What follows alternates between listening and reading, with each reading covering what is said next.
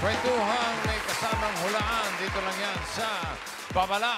Huwag kayong ganun. Okay, maglalaro kayo mula sa mga nag-audition online. Mag-asawa sila mula sa Plaridel, Bulacan. Glenn and June. Glenn. Glenn. Hi, June. Ganun po. Hi, Glenn. Kamusta? Okay naman po. Kamusta ang Plaridel, Bulacan? Hindi binabaha. Okay. At kayo ba'y ready na mangilati sa mga bisita? Ready po. Okay. Very good. Okay, let's go. Kung ganun, Okay. let's go. Eto na. Kilalanan na natin ang ating mga bisita. Good luck sa inyo. Eto na si Legit Dabber Gods number 1. Magandang tanghali, Dabber Gods. I'm Emil from Taguig City. Naniniwala sa kasabihan, the purpose in our lives is to be happy. Yo! Ito naman si Legit Dabber Gods number 2. Good afternoon, Dabber Gods. Ako nga po pala si Ray ng Valenzuela City na naniniwala sa kasabihang kapag maigsi ang kumot, bumili ng bago. Oy. Yun.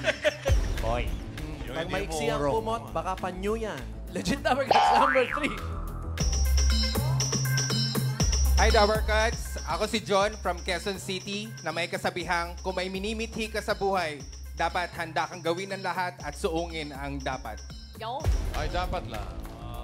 Ready. Dito naman tayo kay Legit Dabber Gods number 4. Hello, Dabber Cards. I'm Rich from Santa Mesa, Manila. Ba? At Mayaman. naniniwala sa kasabihan, ang empleyadong pagod, laging tulog. Ang empleyadong pagod, laging tulog.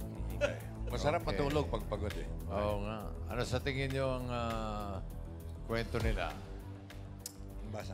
Ako po, parang sa tatlo kasi parang hindi ko makita yung sense. Doon kay Kuya yung... Same lang din po, parang yun nga, galing depression na naging, yun na, matagumpay nilang nalagpasan yung problema nila. Kasi sa ANC po, ay sa 1 and 3, Ganon. about life. Depression ah. Okay. Malungkot ito mga... Hindi po. Hindi po. Alam nyo ba na sila ay mga single dad? Wow! Oo, ha? Okay, para sa unang tanong, step forward, number 4, Rich. Rich.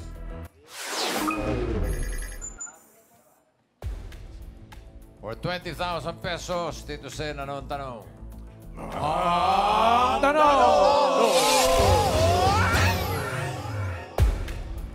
Si Rich ay single dad na may 3 anak na inaalagaan. A. Tama. B. Mali. Okay. 3 anak na inaalagaan. Go. Sa akin, tama. Para sa akin, tama kasi sa kasabihan niya na pagod. Pagod. Ako naman parang kino-consider ko yung age niya para magkaroon ng 3 anak. Okay, 10 seconds to decide. Timer starts now. Pagod.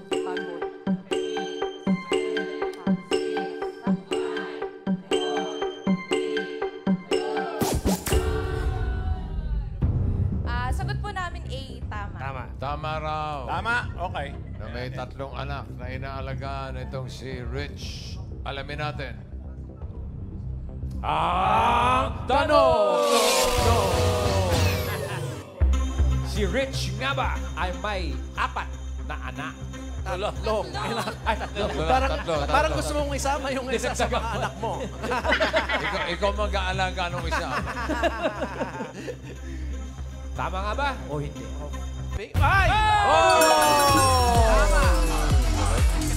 Kasi kayo na kami. Legit! 20,000 pesos. Tama nga. Pagod nga. Grabe, 3. Pwede ba magpadagdag ng isa? Ay, Actually, 4 po talaga sila eh. Wow! Okay, 4. Current mother po. Pero ang nasa iyo ngayon na inaalagaan mo, yung 3. Yes po. Oh. anong mga taon yan? edad? Yung Sino mas matanda sa- sa inyo? Kaya nga parang teenager. Oh. Yung una ko po sa first mother, 11 years old na po siya this coming October. And then yung sa pangalawang mother, 5, tsaka 3, tas 1 years old. Uy, kay Mother Lily. Uy. Wala, hindi kasama. 5, 3 at 1. Yes po. Ang liliit pa nung mga yun. Rich, ikaw lang solo talaga nagpapatlaki sa kanila? Ngayon po kasi nagko-co-parenting po kami ng mother nila. Tulad po nito, siya po nagbabantay ngayon. Ilan taon ka na? Sa akin po talaga yung mga bata nag-stay. Ikaw, ilang taon ka na? 25 po. Sino nag-aalaga sa'yo? Hindi, kasi mag-isa ka lang eh. Ako Sino lang kasama din mo po. sa bahay? Independent na po ako 11? since 12 years old. 14 lang siya. May anak na. I came from a broken family rin po eh. Since 12 years old, nag-iisa ka na? Opo, actually, kasama ko po yung father ko pero meron po siyang problema sa mental health. Kasi na-broken hearted po siguro sa pag-iwalay ng mama ko. So maaga responsibility to siya. Yes po. So tama nga ba, sabi ni Tito Joey, 14 ka nung una kang nagkaanak? 15 po. 15 years old. Okay. Siya pala merong Video. Ito A Day in the Life of a Single Dad. Vlogger. Panoorin Panoorin natin natin. to, Dabarcats.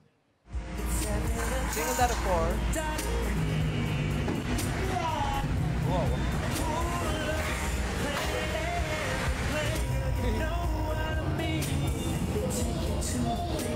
Aesthetic.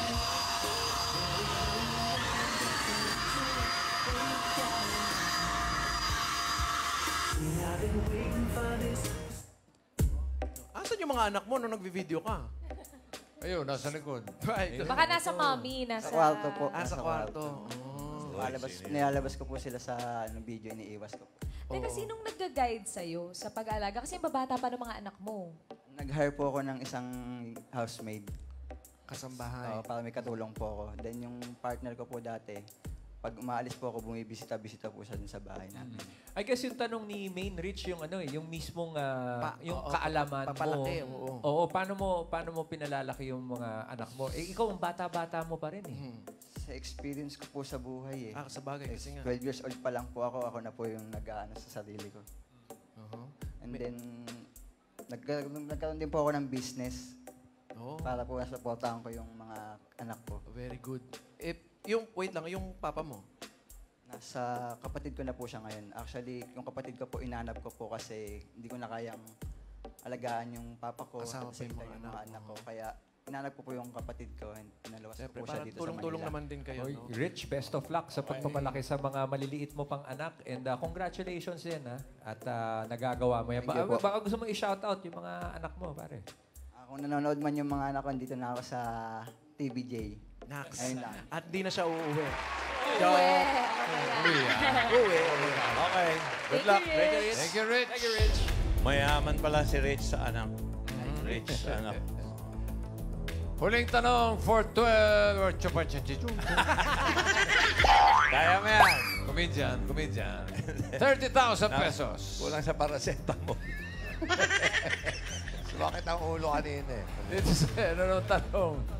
Ang tanong!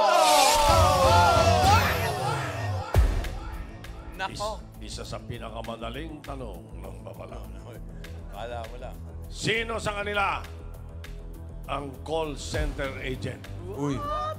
A. Emil. B. Ray. C. John. Aba, naalala niyo ba yung style ng pananalita kanina? Pareho po kaming call center dati. Okay. Talaga? Ang galing niyo. Okay. Okay, naku, kayang-kaya niyo to. Bibigyan namin kayo ng 1 second na lang. Sige, 10 seconds. Okay, 10, Timer, go.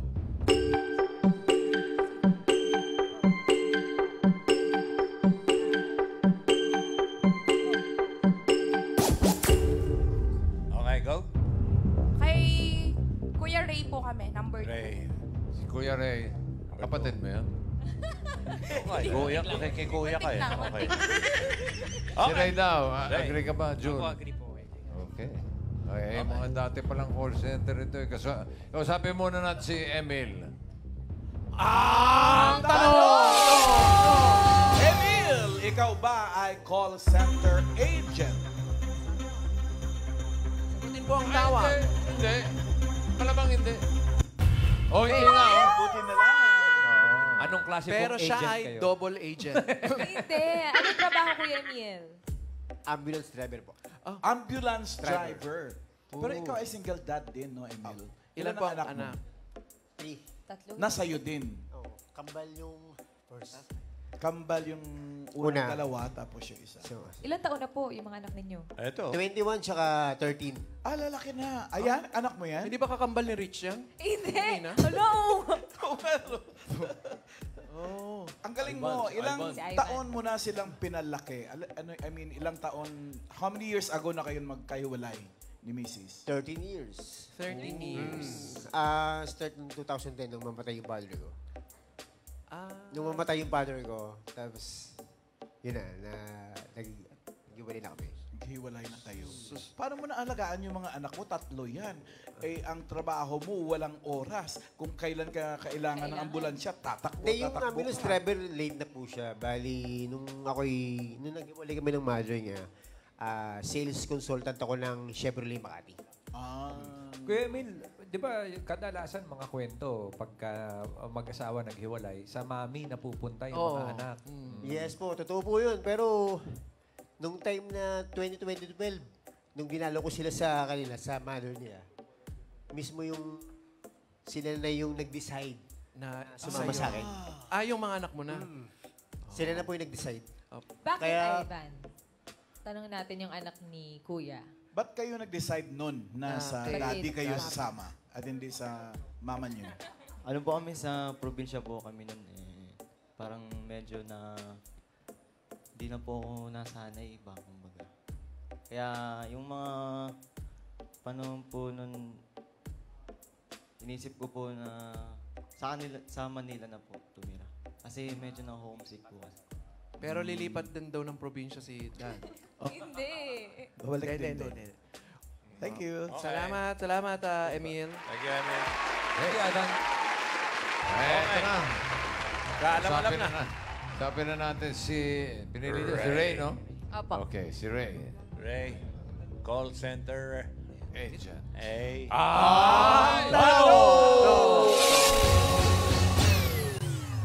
Hello? Si Ray ba ay call center agent? Pakisagot nga po ang phone. Ayan na. Legit o fake? Naka-call center kayo. Wala kasing naka-block shoe sa call center. Wala daw naka-black shoes sa call center. Kuya John pala. Kuya Ray, ano po trabaho? Joyride rider po. Rider. Rider. Single Ilan- dad din. Ilan po ang anak? 4 po. Nasa'yo lahat. Opo. Ano-ano mga edad? 22, 20, 18, 17, and 15 po. Kuya, meron bang mga babae doon sa iyong mga anak? Meron po. Yung panganay po at saka yung pangatlo. Uy, Ang hirap magpalaki dun, ha? Oo, paano Dito yata. Kasama natin si Danielle. Ano yan? Youngest yan? Pangilan to? 17 po. 17. Pag-ilan siya? Pangatlo po. Siya daw yung call center. Hindi. Hindi. Hindi pa. Hi, Danielle. Hi po. Kumusta si Daddy as Daddy and Mommy? Okay naman po. Nagpo-provide naman po siya ng mga needs namin. So, hindi na po namin parang kailangan yung mga needs po namin, binibigay naman niya po lahat. Kaya niya ibigay lahat. Yes po. Paano yun, Daniel, kung halimbawa may mga sensitive na mga concerns? Lalo na mga babae. dalaga, Oo. di ba? Na babae. Kanino ka nagtatanong? Kay daddy pa din? Minsan po, and minsan po sa ate ko po. Kasi nga panganay nila, babae din. Yung Mommy, si Mommy. Walay na po kami. Oh, nasan po siya? May bago na po. Huwag po kayo mabibigla. Hoy! Wala dito. Pero nakakausap mo, anak, Yes yung po. Mommy mo. Okay. May connection pa rin po Of naman. course, syempre Mommy mo yun. Modern family. Thank you, Ray. Salamat, Kuya Ray. Maraming Kuya Ray. salamat. Yung pala, si John. Kuya John! Bakit ka kasi nag-black shoes? Hello? Ayun ang call center. Call center agent and single dad. Yes po. Ilan ang anak, Kuya? 3. Pero naging single dad ako sa first 2. Up, sino yan? Wow! Uy, dalawa to. Dalawang malaki na. Oo nga. Parang babae. Pangilan po ito? Ano ba? Hindi. Siya yung daddy. Hi. Oh. Hi, kids. Anong edad ng mga yan? Yung Si eldest Antoinette. po, si Antoinette, 17, and then si Alexa is 16. Alexa, dim the lights. Di ba yun? Ayun. Kuya John, halimbawa, sa mga single dad po ba? Kung halimbawa, sa hindi may iwasang kadahilanan, naghiwalay, mahirap ba na may bago kang love life na i-introduce? jowa, sa mga Lalo na mga bata. babae. Ay, parang ayaw ng mga anak eh. Actually, napangiwi mahirap. Opo, lalo na po sa kanila kasi mga daig pa mga gwardiya sibil. Anong ginagawa nila pag meron? Talagang todo kilatis. and- Iniirap-irapan nila. Opo. Ganun. Possessive kayo sa daddy niyo? Opo. Kasi parang gusto namin kami na lang yung ayaw na namin ng Selosa. babago. Paano pag na-inlove si daddy sa bago? Tinatanggap naman po namin kasi sabi naman po namin, wala naman po kaming choice as long as mahal niya, mamahalin din po namin. Huwag kayo mag-alala kasi kayo din daw, hindi kayo magkaka-boyfriend. Okay? Stricto bang daddy to? Stricto naman po, pero supportado naman po rin sa amin. Very good. Ayaw niya lang po yung nagsisinungaling po kami sa kanya, kaya Of course. open po kami sa kanya. Baka may gusto kang sabihin, John. Gaya na lagi ko sinasabi, mga anak, alam nyo na yun, andito lang ako lagi. Kahit anong balibalik ta rin ng mundo, hindi ko kayo pagpapalit kahit kanino.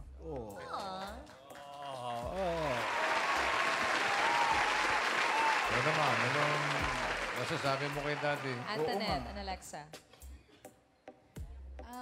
Hindi ko man palagi sinasabi sa'yo, pero na-appreciate kita sa lahat ng mga ginagawa mo. Kumiyak! Mahal na mahal kita. Tsaka, dito lang kami palagi para sa'yo. Tsaka, na-appreciate Nagsasara kita. kami, ha? Na-appreciate kita sa lahat ng mga Darling, ginagawa mo sa amin. nililinis tong Yan studio. lang. Love you, de. Hindi kayo pwedeng nandito palagi, ano? Nililino lang namin. Antoinette. Go, Antoinette. Hanggang 2:30, sama-sama tayo. Alis, ha? Kung gusto niyo, makilinis kayo ng studio. Sasamahan namin kayo, pwede. Yan. Go, anak. Alexa. Thank you din sa pagiging suportado mo sa amin. Minsan, nasasagot ka namin ganyan kasi... Pero mahal na mahal ka namin, te. Di namin makakalimutan kung paano ka nagsakripisyo para makasama kami ulit. Panasagot pala kayo, tapos gusto nyo dito kayo lagi. John, naiyak ka. Saang bahagi ng istorya ninyong mag-aama ka naiyak?